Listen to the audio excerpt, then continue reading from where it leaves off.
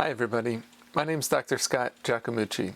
I'm the director and founder of the Phoenix Center for Experiential Trauma Therapy in Media, Pennsylvania. I'm board certified in clinical social work, in sociometry, psychodrama, and group psychotherapy, and my specialty is in trauma and traumatic stress. I'm really excited that you found this video, and I hope that you do find it helpful in your work. So this video is a continuation of a video series to promote my newly published book, Social Work, Sociometry, and Psychodrama, Experiential Approaches for Group Therapists, Community Leaders, and Social Workers. This video is going to be focused on Chapter 2 of the book, which is titled The History of Social Work with Groups in Practice and Education. So in this video, I'll be introducing you and defining and describing social work with groups, its history, its relationship to the social work field, and its rise and fall within social work education, while advocating for the need for more social work with groups training, for us to make more space within social work education for group work specifically. So when we're talking about social work with groups, I think it helps to start with a definition and defining what social work with groups is. So simply put, social work with groups, or social group work, is a method of social work practice that focuses on enhancing group members' functioning, their connection, their level of support that they have, their coping skills, providing education, and stimulating community action.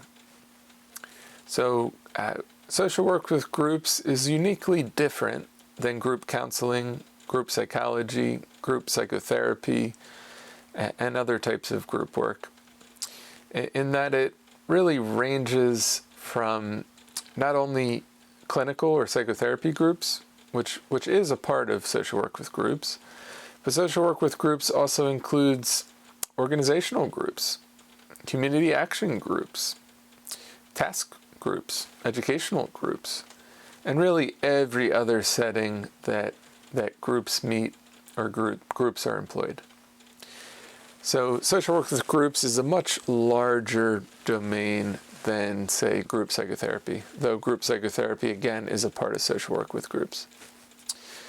So, of course, if you think about it, groups are really used in every agency, every organization.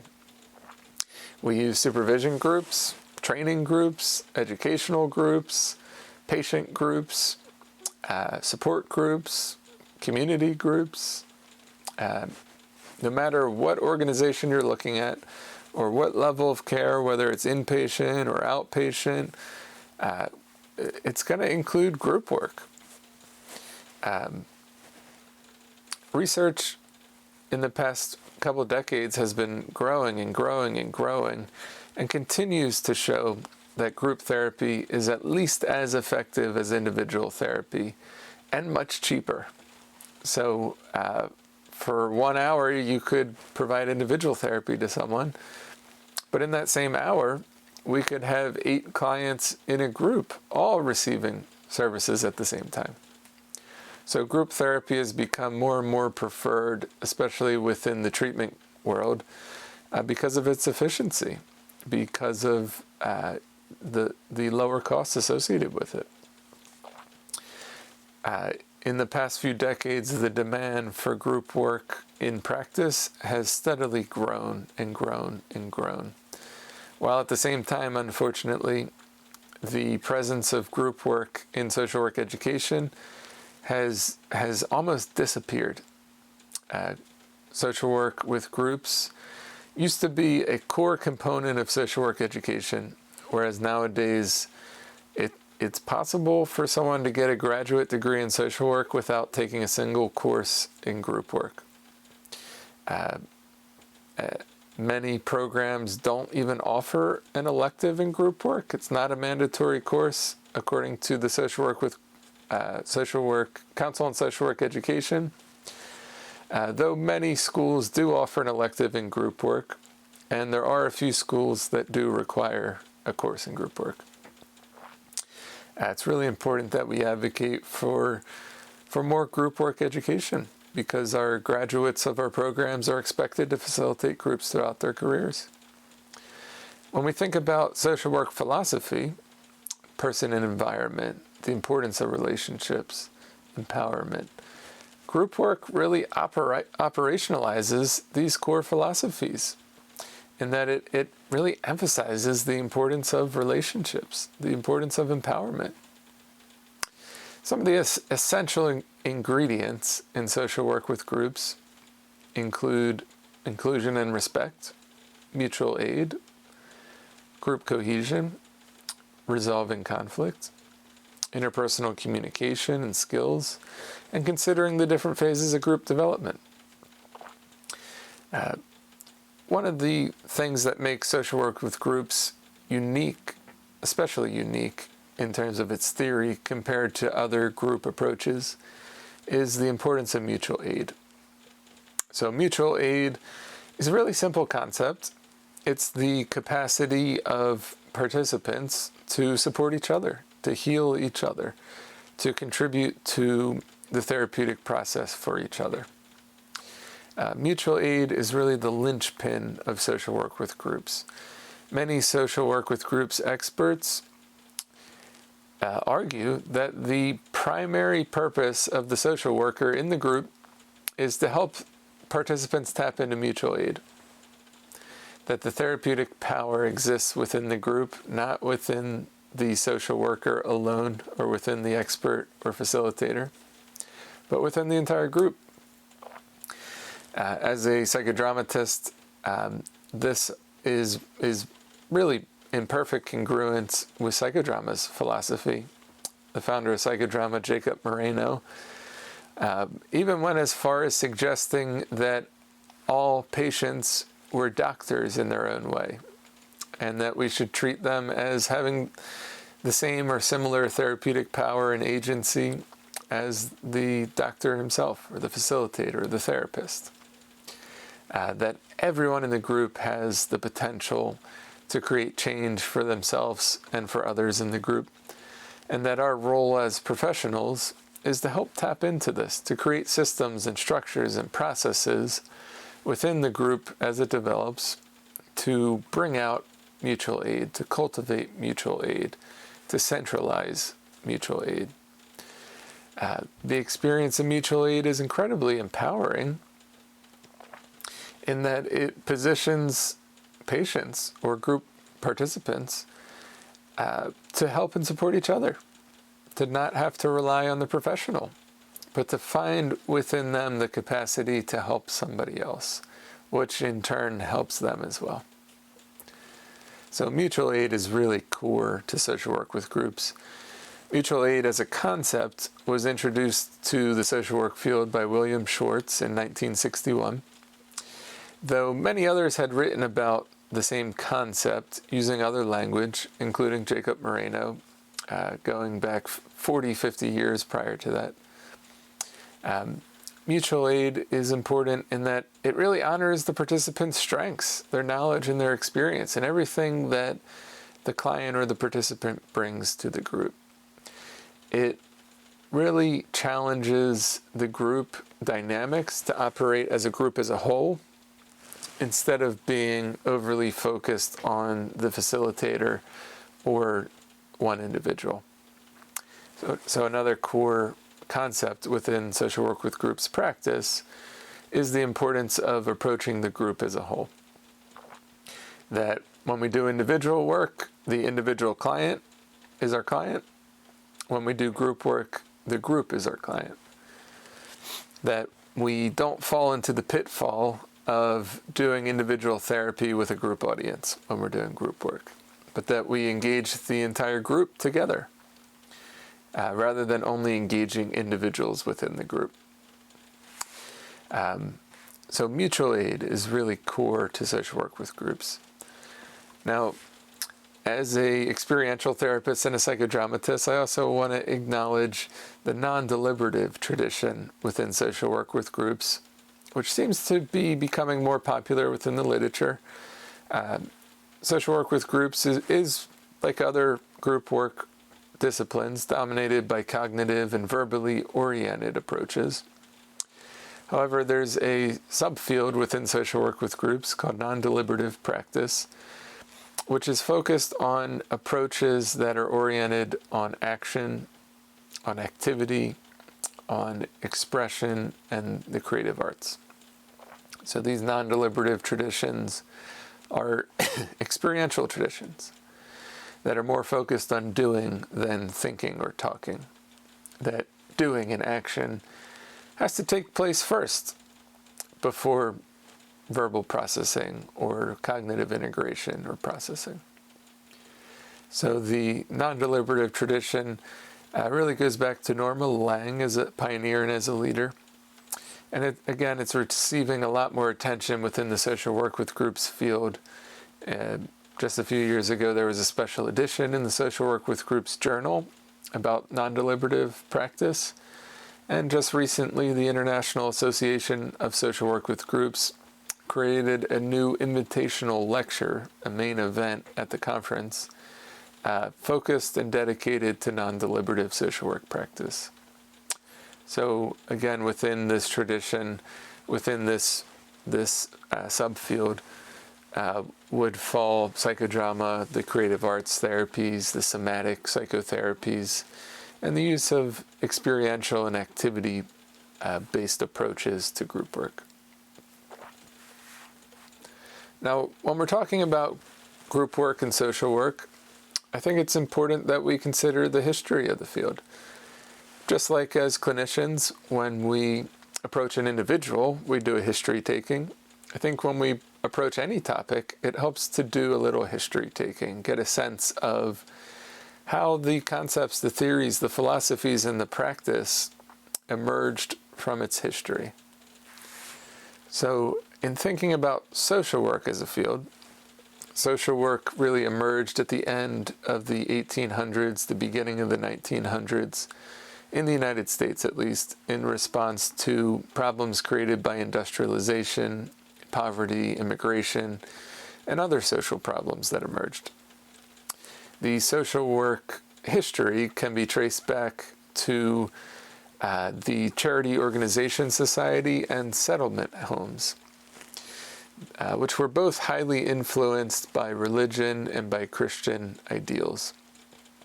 As a psychodramatist, it's interesting to note that many of the settlement homes employed theater, employed drama and the arts. Even Hull House in Chicago, in some of the history, they described their theater and drama program as the most popular program and club that were a part of the settlement house. So although social work with groups and psychodrama don't always get talked about together, drama it can be traced back within the social work history all the way back to the settlement homes. So just kind of in a way of speeding through some of this history, the first social work course was offered in 1898, and the first school was opened in Philadelphia in 1908. Now, as early as 1920, Mary Richmond, who was a pioneer in social work, she stated that she believes group work is the future of social treatment. So even Mary Richmond, who most social workers would recognize the name, was an advocate for group work. Now in the 1930s, the social work field attempted to professionalize. They wanted to be taken more seriously, especially by other professionals. And one of the ways that the field attempted to professionalize, to be taken more seriously, was to adopt a number of different psychology theories, specifically psychoanalytical theory. Now, some have argued that while this adaptation of psychoanalytic theory helped social work to professionalize and to be taken more seriously, in some ways it was also a step away from some of our roots, some of our core philosophies and theories. It was a step away from person and environment theory, a step away from sociology and towards psychology. Now, in 1935, the National Conference on Social Work created a group work section. And this was the first formal connection between social work and group work, 1935. For reference, about the same time Jacob Moreno was creating Psychodrama in upstate New York, though just 3 years earlier in 1932, Jacob Moreno had coined the terms group therapy and group psychotherapy. So as group work was emerging, so too was psychodrama and sociometry and Moreno's approach to group work. Now in 1936, the National Association for the Study of Group Work was formed, and this was later renamed the American Association of Group Work. Right from the beginning, the group work tradition was aligned with social work. There was a writer in 1944, Trecker, who wrote and is quoted in saying that group work is a method in social work, not a profession. Social work is the profession. So Trecker is really placing group work within the profession of social work and highlighting how group work is aligned with the social work field, with the social work profession, more so than any of the other professions at the time. Now in 1955, the American Association of Group Work merged when the National Association of Social Work was formed. This really highlights how closely aligned group work was to social work. The entire American Association of Group Work folded into and became a part of the National Association of Social Workers. Just a few years later, in the 1960s, NASW, National Association of Social Workers, restructured itself. And while it previously had 5 practice sections, one of which was group work, it disbanded these 5 practice sections in favor of a more generalist and integrated approach to social work. In 1969, the Council on Social Work Education followed with a restructuring of their curriculum, focusing on a more generalist curriculum, which effectively marginalized social work with groups within social work education. Now, in some of the research, they found that back in 1963, 76% of MSW programs had an entire concentration in group work. Not just a course in group work, but an entire concentration. You could get a master's in social work with a concentration in group work at 3 out of 4 social work schools in the country back in 1963. Fast forward to 1981, after the restructuring of NASW, after the restructuring of the Council on Social Work Education, in 1981, only 22% of MSW programs still had a concentration in group work. Fast forward 10, 11 years, in 1992, that was down to 7% of MSW programs still had a concentration in group work. And fast forward even further, in 2014, only 2% of MSW programs had a concentration in group work. This study in 2014 also found that 20% of MSW programs had no courses in group work, not a single course, let alone a concentration. 40% of MSW programs offered an optional elective in group work, and at that time, 58% of MSW programs were still requiring a specific course in group work. So you can see by these statistics that the presence of group work concentrations really started to disappear after the Council on Social Work Education changes, moving towards a more generalist curriculum approach.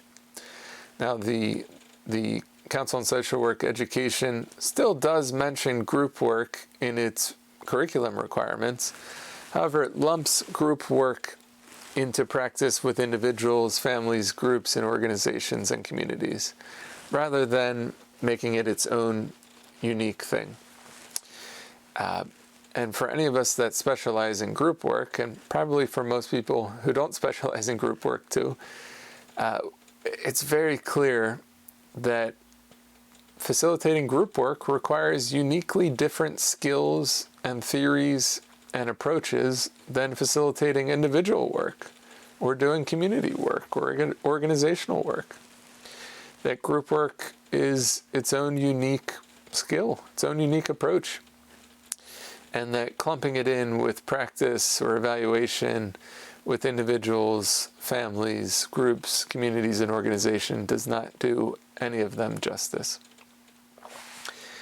In some of the other research, they found that 80% of social workers are expected to facilitate groups in their internships. So most social workers are expected to facilitate groups. However, we're not receiving enough education or supervision or training in how to facilitate groups. The majority of students report that their field instructors or supervisors are providing no specific information about social work with groups or about group work specifically. So there's a real lack of supervisors, a lack of field educators, and a lack of social work educators who have specific expertise in group work. So now this problem of group work being marginalized and absent within social work education is becoming more and more pronounced. So again, social work with groups increase significantly in practice while decreasing significantly in social work education, which is a big problem as far as I'm concerned. So I think it's really important that we advocate for more group work education within social work programs and within postgraduate training for social workers. That group work is here to stay. It's used in all organizations at all different levels of care for all different purposes. And social workers are entering the field and practicing without sufficient education, training, or supervision in group work. So if you're interested in learning more about group work, I would encourage you to connect with the International Association of Social Work with Groups. I'll place a link to their website in the description for the video here. This is a global community of group workers, of social workers, dedicated to advocating for the practice and education of group work and has created standards for social work with groups practice. There's a ton of very useful resources on their website, both for practitioners of group work and group work educators. Now, in my experience as a psychodramatist, as a sociometrist, these approaches, psychodrama and sociometry, are largely congruent with social work with groups practice and philosophy and theory, and really offer some potent practices and tools that social workers can adapt and learn to enhance their practice with groups. One of the primary purposes of writing this book was to help integrate the two fields, to integrate sociometry and psychodrama into the social work with field, especially the social work with groups field, and to translate some of the concepts that Moreno created and other psychodramatists have created to more easily be picked up and adopted by social workers. So if you want to learn more about this, I encourage you to check out some of the other videos on my channel here. My plan is to do an entire series with a video devoted to each chapter within my new book. And so this book you can access for free online as it's published open access.